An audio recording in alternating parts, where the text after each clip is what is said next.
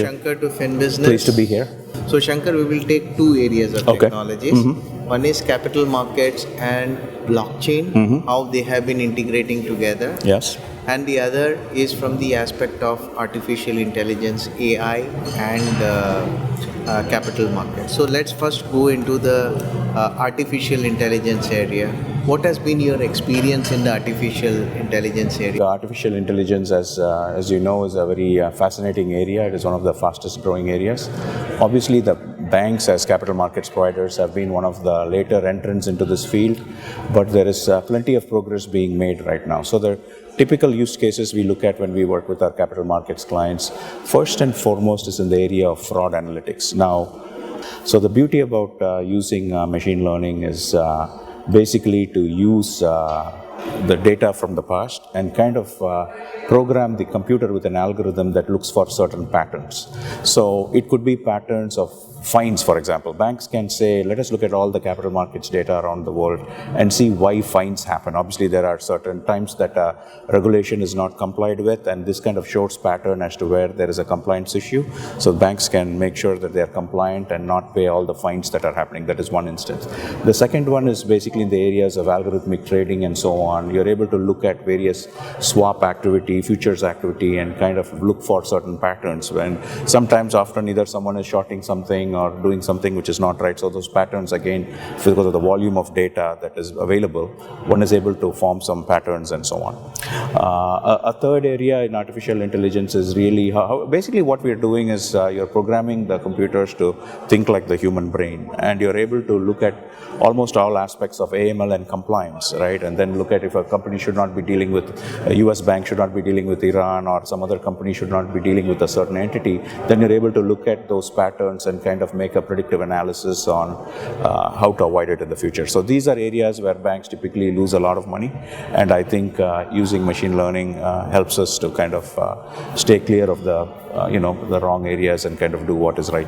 So when it comes to wealth management, now a whole lot of analytics and robotics is being used in the wealth management space, where robots are used to give the customer or a high net worth individual information about what he should buy, what he should not buy, thereby reducing the dependency on just the wealth manager alone, whose dependency or whose suggestions may be at times personally biased, etc. So in such a scenario, how artificial intelligence is also going to work? Yeah, there are a small bunch of people that are selling products and services that should not be sold to, pensioners and widows and so on and so forth. And that's always been the case. But robo-advisors is basically, it kind of coexists with your financial advisor. So I think the word we are looking at is a very hybrid word. I think everything is about how soon do you look at it. So even in the robo-advisory sense, let us say you have taken a particular asset allocation model,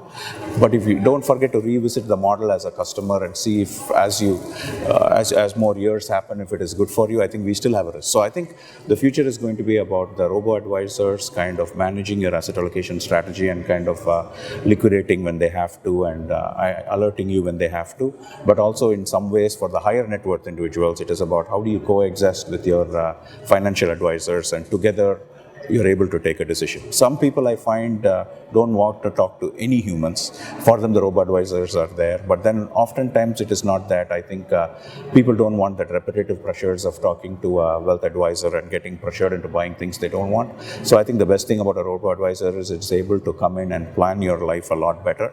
But the future is going to be all about how the hybrid model would work for the better part of you. Let's go to the next important technology, which is the blockchain. Now, blockchain has been like a blind man and the elephant in the financial services world. What kind of usage patterns or what kind of proof of concepts have you seen in the securities and capital markets with respect to blockchain? We are seeing two or three things. Obviously, everyone is doing a pilot and they feel good they have done a pilot. But I think in order for this to take off as an industry standard, I think we are looking at a couple of things. The first and foremost, we spoke about, basically, it's for, let's not use the word blockchain. Let us use distributed technology. So it can be blockchain or something else. I think so. The first place where I really like what I see, I think it is going to take off is with respect to trade finance, because various parts of a trade transaction, be it trade finance and trade services, can be absolutely satisfied using a blockchain or any other distributed model. So this use case for blockchain and trade finance, I think we are seeing the cusp of it taking off in a big way.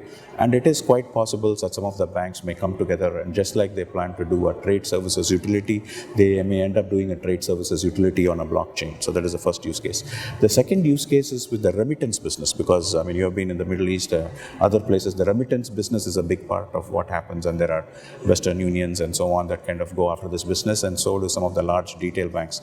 Now, let us say we want to flip that model. So, for example, someone sends money from Dubai to India over an extended period of time. Now, based on that, based on machine learning, you can then predict that person's risk appetite and what should be a lending program for such a person.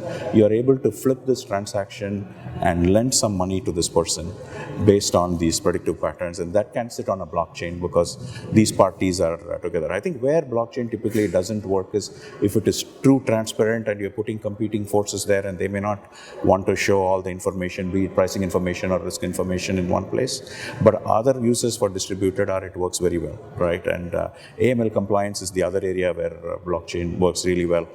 Loyalty programs is an area where loyalty works very well. So there is no reason why airlines, for example, cannot serve their most loyal clients on a blockchain. So those are some of the use cases we see. There is a lot more traction than some of the traditional ones. Banks have to compete, and they will obviously compete. There is a desire, like there is R3, there is all these other consortiums that even Capgemini are part of, and at times it is difficult for an industry standard to take off without mass adoption, so that is going to take some time, but small use cases like the ones we discussed have a better chance of success in the short term. What do you think are the main reasons why it is not the proof of concepts or the implementations are not taking off the way it should? Yeah. Or what are the hurdles right now?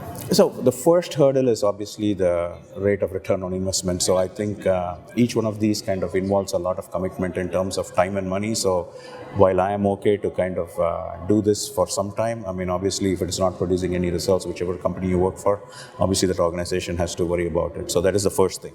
But that said, basically, if you look at a bank, I mean, basically there is a lot of exclusive information that they have with respect to their clients, with respect to the past credit behavior of those clients with the bank, the pricing models that they use, and so on and so forth. Now, the big question is, if we made all of this transparent, how will they arbitrage of each other?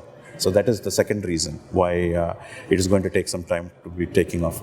The third reason is that always, banks have been trusted, for years, and, the compliance divisions of these banks have great people that are able to smell a transaction and say, is it good, bad? I mean, you have the desire to pay, the ability to pay, willingness to pay, and so on. And a lot of experienced bankers kind of are able to sniff this out real quick.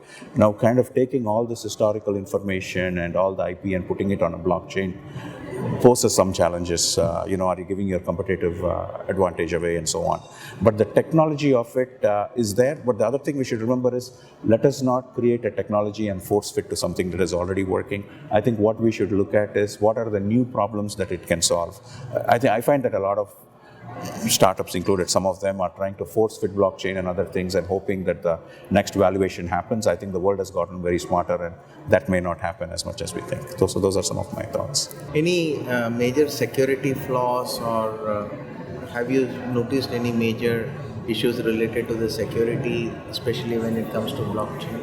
No. I think the securities flaws are basically a function of not complying with certain security standards, and obviously the security standards kind of keep improving. A lot of it is based on learning and risks taking place, and some sort of loss being suffered. But I don't think the security laws are a function of blockchain not taking off. I think that is over. I think in the previous months, we kind of always had an issue that some of the documentation which a customer I'd say I'm a customer with a bank for 20 years, some of the documentation that I may have entered with that bank may be processing my transaction with the bank in a certain way.